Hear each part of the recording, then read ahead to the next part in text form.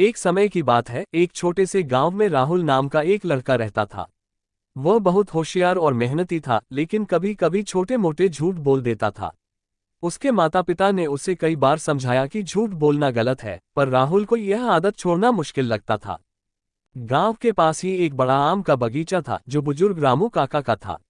वे बहुत दयालु थे, लेकिन अपने आमों की सुरक्षा को लेकर सतर्क भी रहते थे।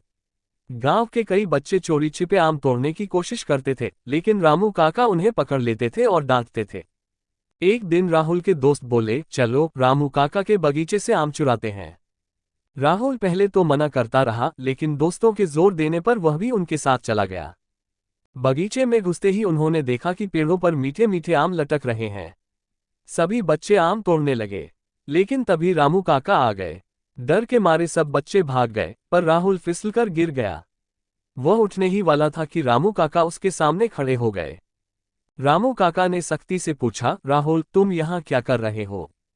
राहुल डर गया और सोचने लगा कि अब क्या करे। वह झूठ बोल सकता था कि वह केवल रास्ते से गुजर रहा था, लेकिन उसे अपनी माँ की सिखाई हुई बात याद आ गई, ईमानदारी सबसे बड़ी दौलत होती है। उसने साहस जुटाया और सच सच कह दिया, काका मैं आम चोरी करने आया था। यह मेरी गलती थी, मैं आगे से ऐसा नहीं करूंगा। रामू काका उसकी ईमानदारी से बहुत प्रभावित हुए।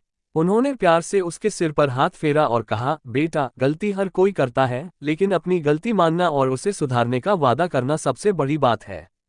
इसके बाद रामू काका ने उसे एक टोकरी भरकर मीठे आम दिए और कहा, यह तुम्हारी ईमानदारी का इनाम है। जब भी तुम्हें आम खाने का मन हो मुझसे आकर मांग लेना, पर चोरी कभी मत करना। राहुल ने खुशी खुशी आम लिए और अपने दोस्तों को ये सब बताया। उसने उन्हें भी ईमानदारी की कीमत समझाई। उस दिन के बाद से राहुल ने कभी झूठ नहीं बोला और गांव के अन्य बच्चे भी रामू काका से आम मांगकर ही खाते थे। कहानी से सीख, ईमानदारी सबसे बड़ा गुण है। सच्चाई हमें हमेशा सम्मान और इनाम दिलाती है।